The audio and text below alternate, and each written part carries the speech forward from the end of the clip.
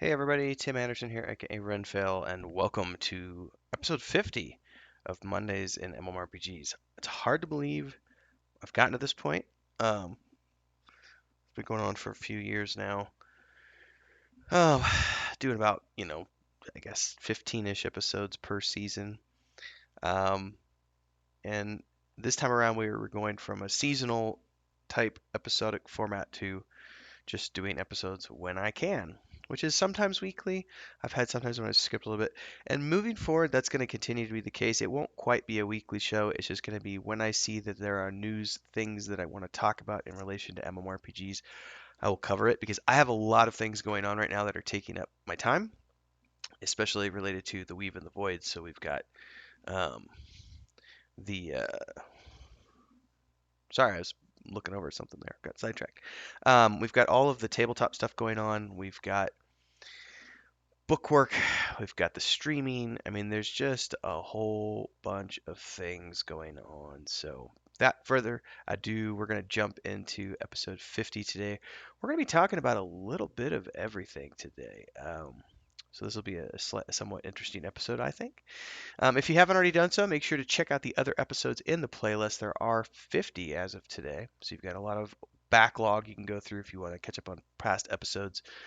Um, and if you like what you see, don't forget to subscribe to the channel, hit the bell icon so you get updates on all the other things that I do here on YouTube, as well as future episodes of this show. Join the Discord, links are below, and of course, don't forget to like the video and comment. Let me know what you think about what we're going to be talking about today. So first and foremost, last week I talked a little bit about NFTs and blockchain games and how they really don't think it's as revolutionary and groundbreaking as some people think it is because it's already been done before in terms of the station exchange with EverQuest 2. Now, what's interesting is last week I had talked about how Valve said no to NFT and blockchain, but Unreal said yeah, or Epic said yes, with caveats, of course. But that Ubisoft had said yes and had already backed a game or a company, I should say, that is they financed a company that's making blockchain and NFT games. Now we just talked about this on the NFT on the Looking for More show the other day. I have a head cold, so I apologize. My brain's all over the place. On this past Thursday's episode of Looking for More show, we did delve into this slightly. And we had a little bit of a rant about the generic nature of the current games that are being built, in that they are like little flash-based games, or like in the case of the company that Ubisoft is backing. Let's see, Crypto Sand is for a game called The Sandbox, which is a community-driven platform where creators can monetize voxel assets and gaming experiences on the blockchain. Um, and then they list a bunch of places where you can buy sand.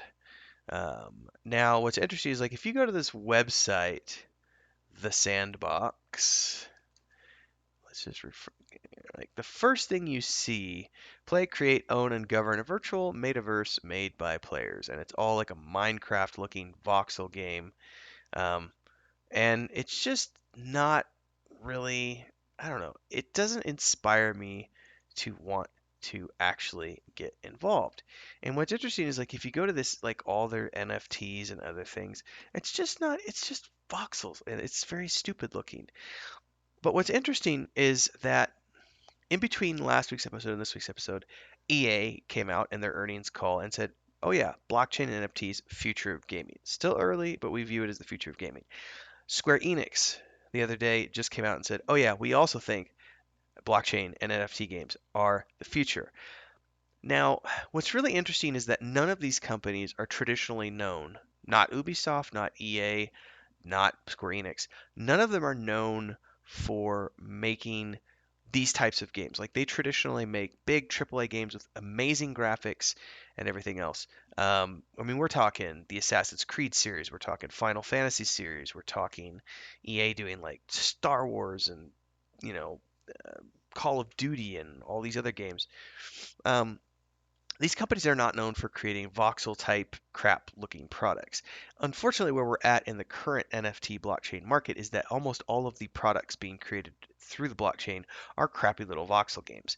There are a couple of exceptions to that rule of games that are trying to do something, but they're not succeeding because they are being created by people who are not veterans of the industry and they're doing things crazily. What's interesting is that the reason I think that these companies are looking at that is because they see that this really is something that is legitimately capturing people's interest and there is a legitimate amount of money to be made, but that's the problem.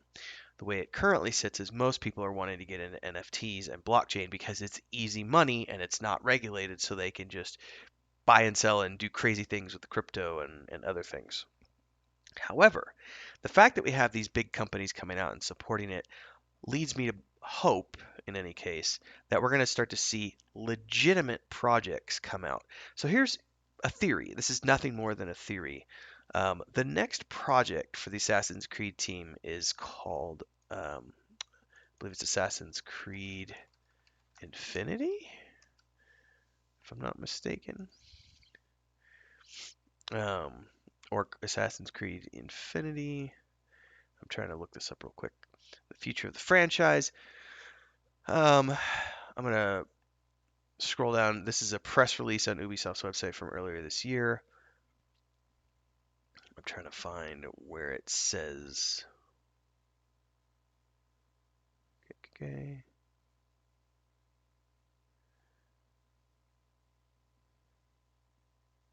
Yeah.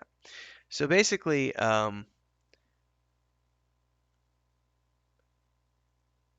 they're taking the Assassin's Creed idea and they've codenamed this upcoming project called Assassin's Creed Infinity, which is a new cross-studio collaborative structure where they're basically building an online version of the Assassin's Creed franchise. So instead of being these standalone games that come out like every 2 years, this is going to be a big evolving Assassin's Creed universe that's going to encapsulate many worlds within an online metaverse.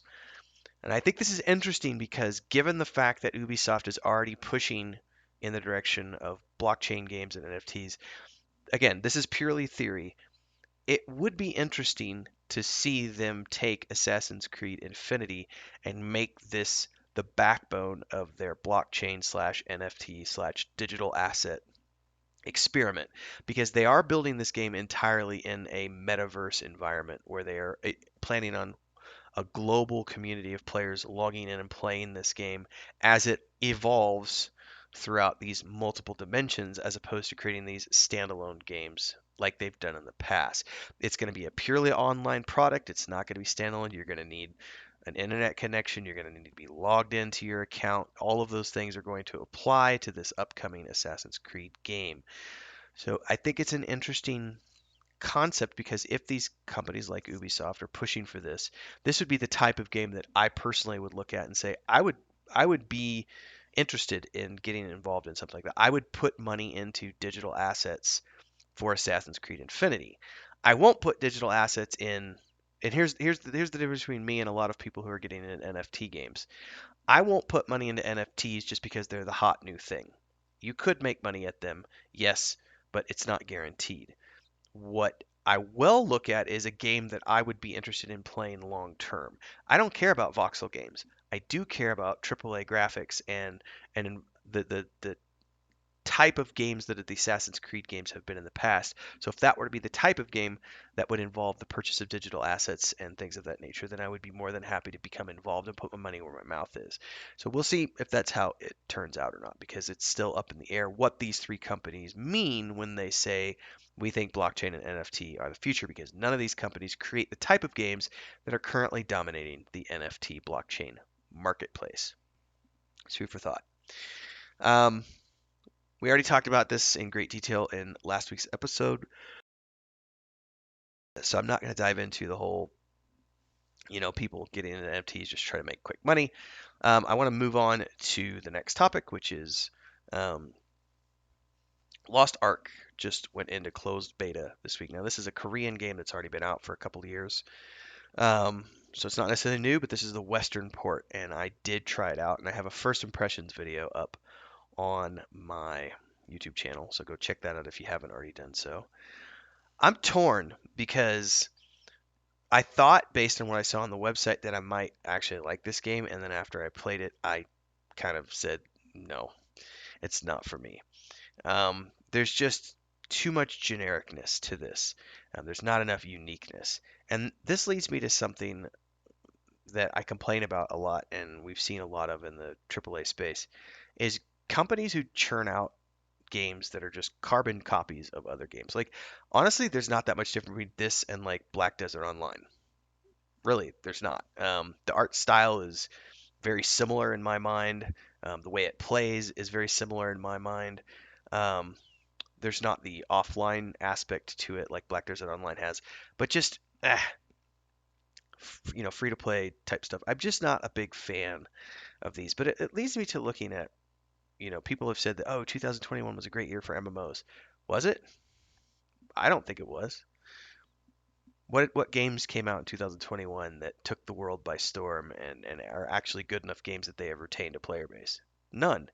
New World is the only game that came out in 2021 that actually had a really big marketplace dominance for a brief window of time. But even now, a month after it launched, a little bit more than a month now, it's already down to half of the player base that it launched with, which is to be anticipated. Most games have a very up and down relationship. But it just leads me to think that I'm of the opinion, and I could be wrong on this, but I'm of the opinion that MMORPGs are dead, as we know them and as we continue to refer to them, which is why I questioned during one of the recent episodes, um, why are we still using this terminology, MMORPG? Why? Because most of these games that are coming out now are not actually MMORPGs. I'm wondering what we're going to see now that we've got Facebook coming out there and trying to dominate this metaverse environment.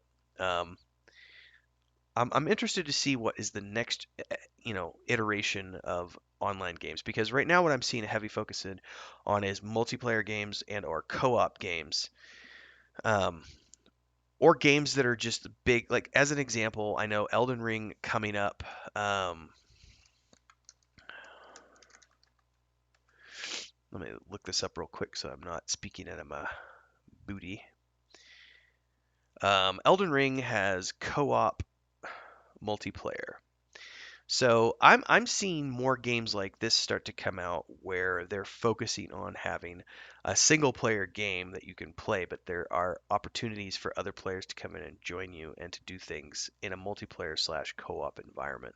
And I'm starting to see more and more of those games start to be produced, um, with an associated cash shop that typically is purely cosmetic and has a bunch of cool looking gear and skins for your character or skins for your weapons or so on and so forth.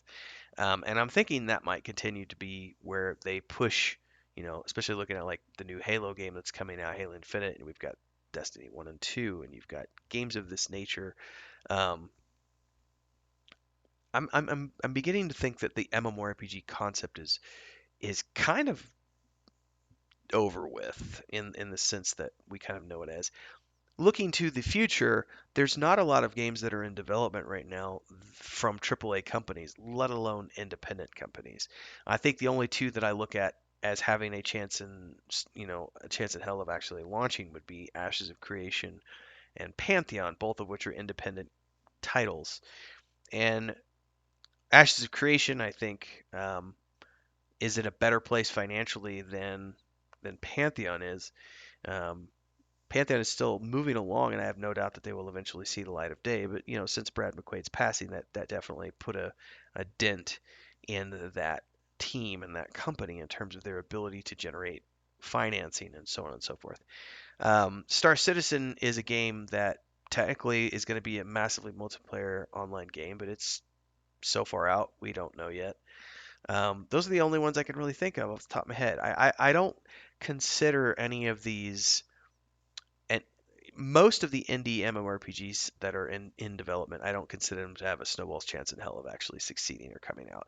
Too many of them are based on archaic ideas, and concepts that just aren't going to allow them to flourish in today's market.